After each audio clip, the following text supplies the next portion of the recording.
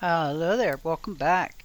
Today's video is going to be just general maintenance on my wood stove. This King 2016 EB does a fantastic job heating about 1,000 square feet in the barn. The problem that I was having with it is the ceramic fiberboard broke, and it goes up on the ceiling and it, I guess, enhances the secondary burn to make the stove more efficient.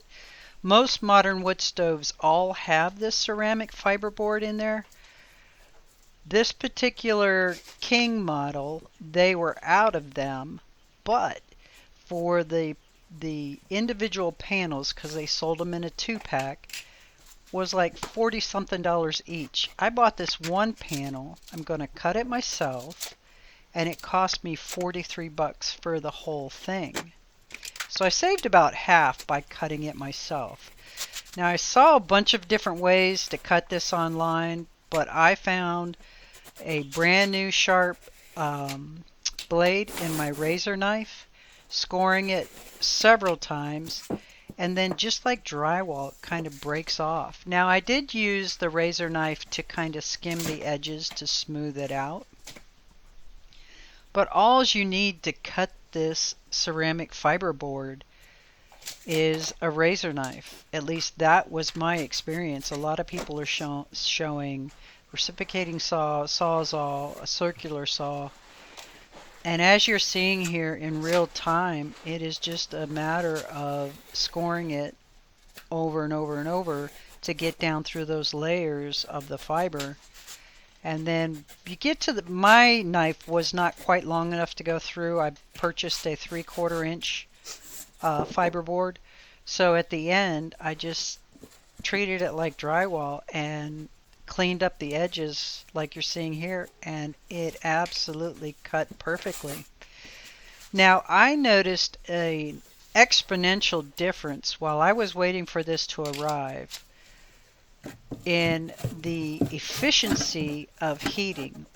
With the board up in there, that secondary burn, it just makes such a huge difference. And where you're seeing this sit on that kind of tube pipe along there, a lot of stoves will show you taking that out, but because my fire bricks were loose, I just opted to pull them out to give me the room to put this up in there on the side and then set the fire bricks back in. Now I'll show you, there's a little L bracket there with 2 Phillips screws that hold that in place. You can take those screws out, and then that reburn tube, it deals with the gases and the smoke and the heat, but that would come out. You can put the panel up in there and then put that back up in. But because my fire bricks were loose, I opted to change mine out this way. Now that that's all in place, I'm going to show you how I've found building a fire is the absolute perfect way, in my opinion. Just my opinion here now. Start out with your big logs that you want, then your little medium size branches, and then your tinder.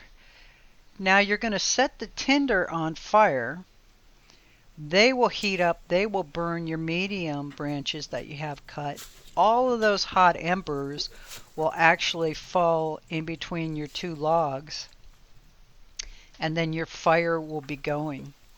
And while that was starting, I wanted to go ahead and clean my glass. Simple water and ashes that you pulled out of the bottom of your wood stove or your fireplace if you have a glass window on your fireplace. Now just know this, make sure the ashes are cool. Don't go grabbing stuff out of there being hot. Look how great that looks. Now I sped this up, obviously. I would say I spent maybe 4 or 5 minutes working on cleaning the glass. But as you see, those coals are just falling down in there, and it's just absolutely wonderful.